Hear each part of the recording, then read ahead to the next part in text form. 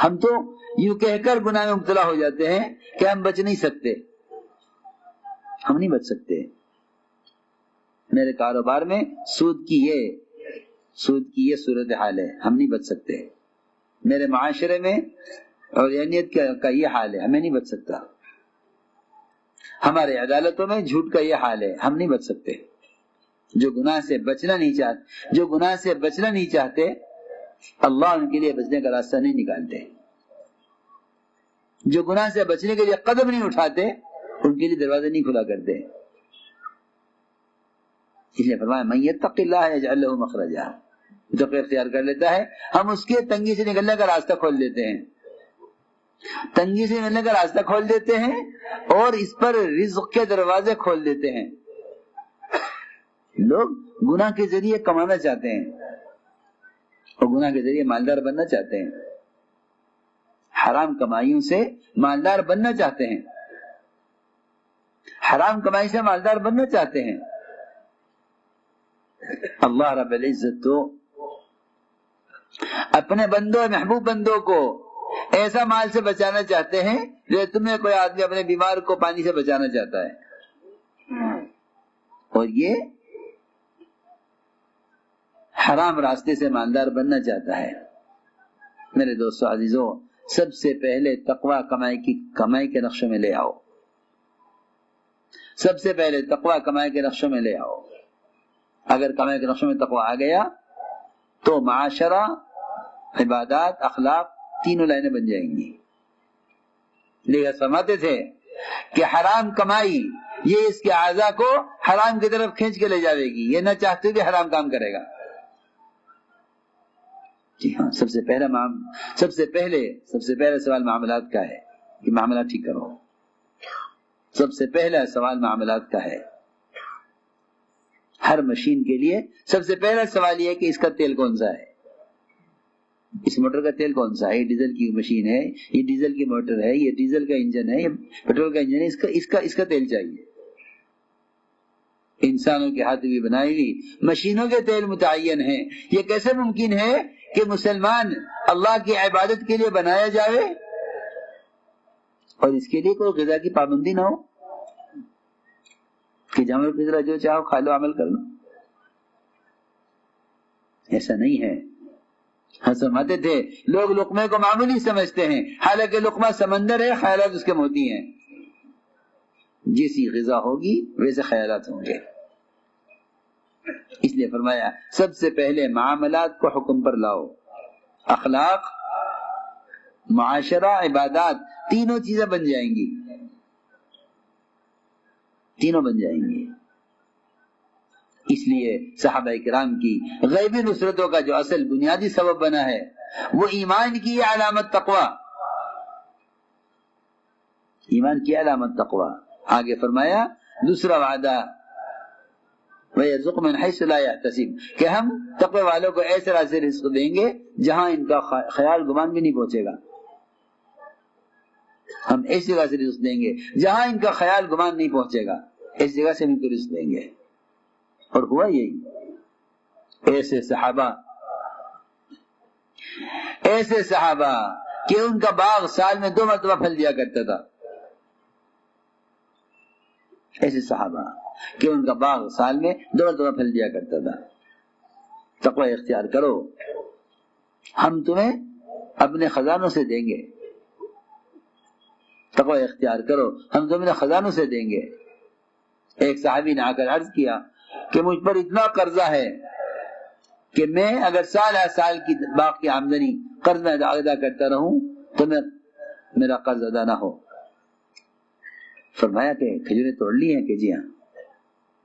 آپ تشریف لے گئے باغ میں، کھجوریں توڑ کر رکھی ہوئی تھی. آپ نے فرمایا کہ جتنوں کا بھی تمہارے ذمہ حق ہے سب کو بلا لو. ایک وقت میں سب آ گئے، سب نے اپنا اپنا حق تول کر لے لیا. سارا قرضہ ادا ہو گیا، سارا قرضہ ادا ہو گیا.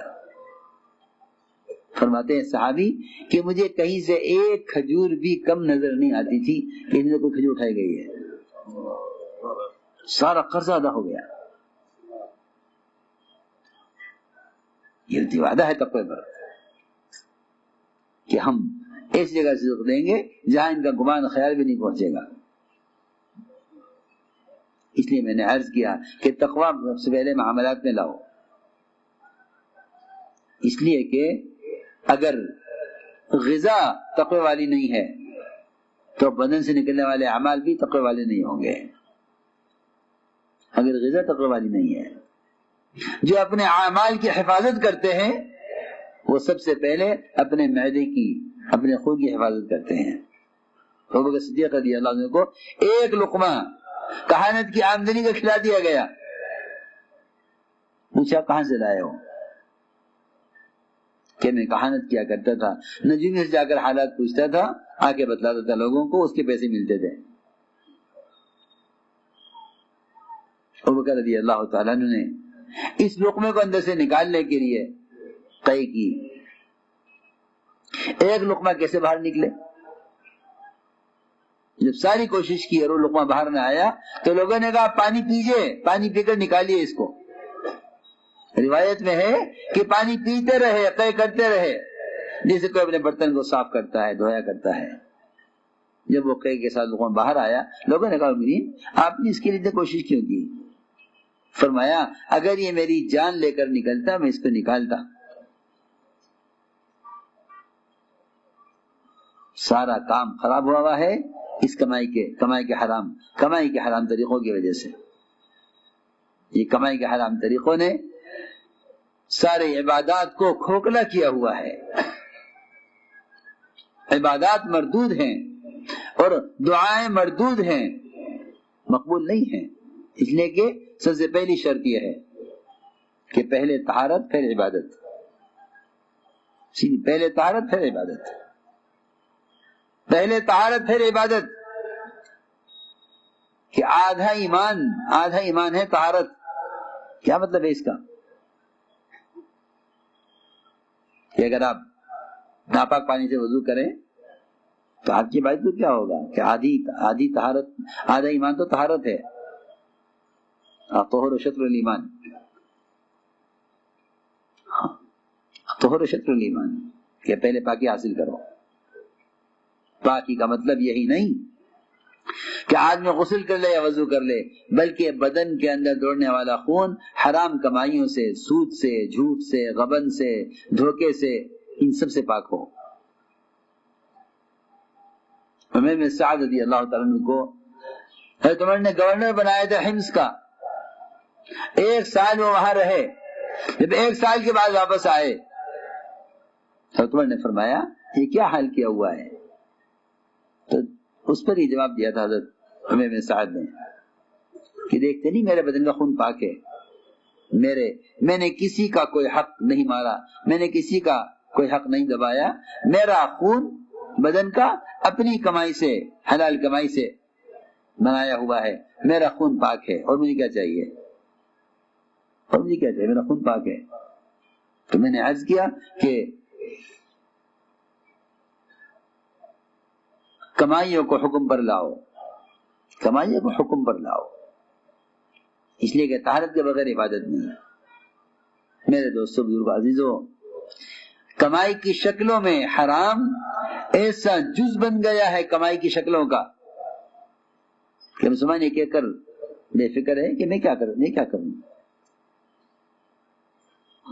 حالانکہ سودی کاروبار کرنے والا اللہ سے اعلان جنگ کر رہا ہے.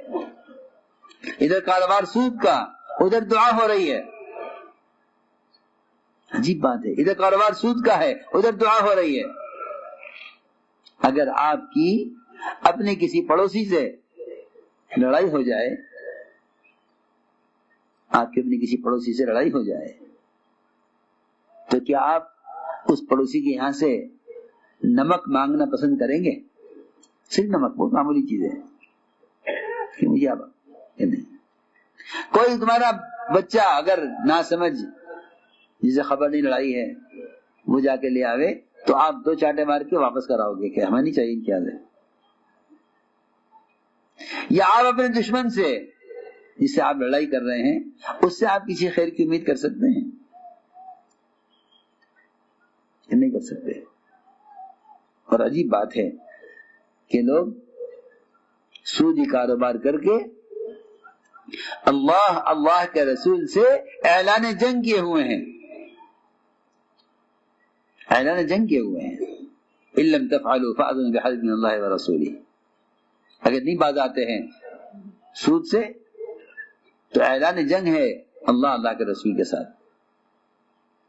عجیب بات ہے کہ ادھر سودی کاروبار ہے اور ادھر دعائیں ہیں کہ اللہ سے مانگ بھی رہے ہیں، اللہ سے لڑائی بھی کر رہے ہیں.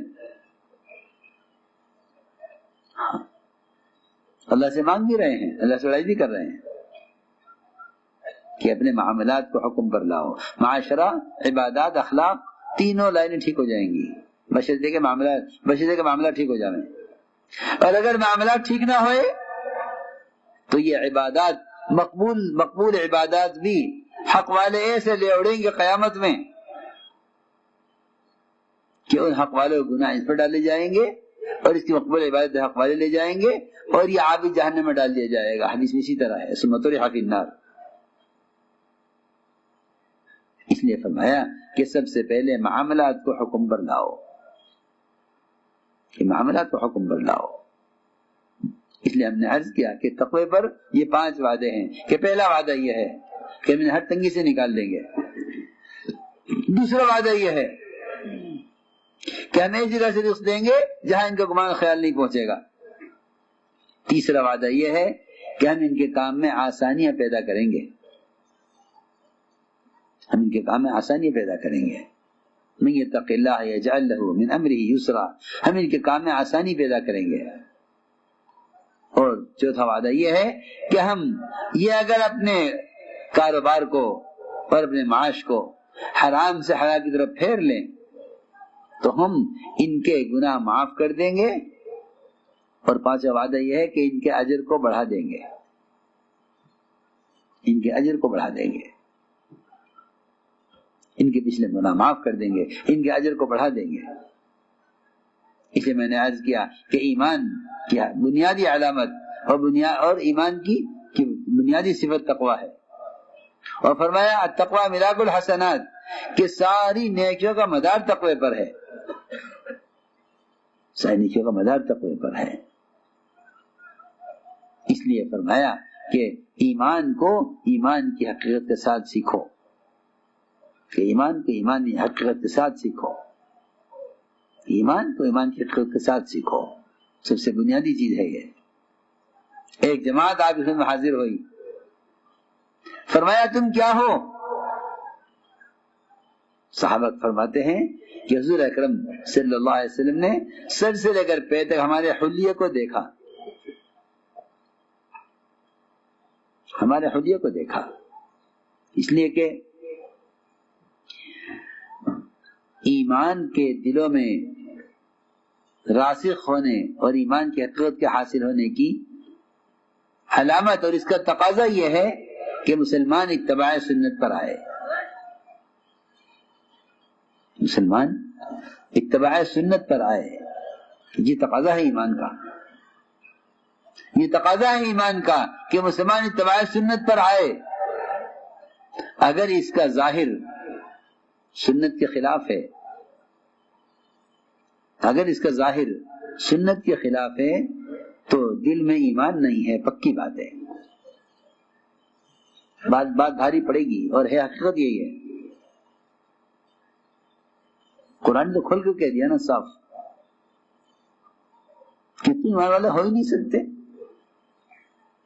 جب تک اللہ اور اللہ کے رسول تمہیں ان تمام شکلوں سے، تمام طریقوں سے، تمام اسباب اور راستوں سے، جتنا بھی اللہ کا غیر ہے اس سب سے یہ دونوں تمہیں محبوب نہ ہو جائیں، تم اپنے آپ کے ایمان والا نہیں کہہ سکتے. آج کل شیطان نے ایک ایسی تھپکی دی ہے مسلمانوں کو اور ایک ایسے دھوکے میں ڈالا ہے یہ کہہ کر کہ میاں ایمان تو دل میں ہوتا ہے لہذا ظاہر کو مت دیکھو. ہاں یہ میں بہت عام بات کر رہا ہوں کہ ظاہر کو مت دیکھو.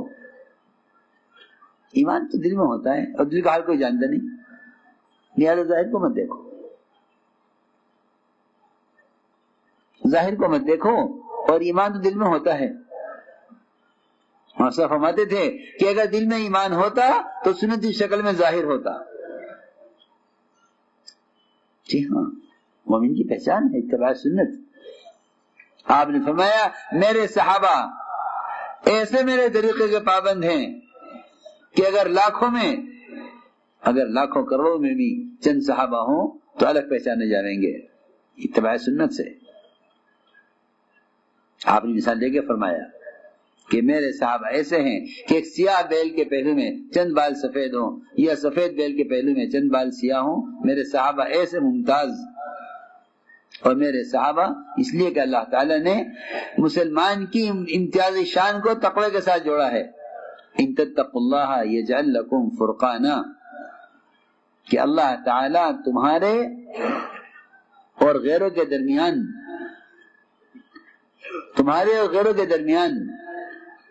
ظاہری اور باطنی فرق، معاشرے کے اعتبار سے، معاملات کے اعتبار سے، شادیوں کے اعتبار سے، عبادات کے اعتبار سے، تمہاری ظاہری حلیے کے اعتبار سے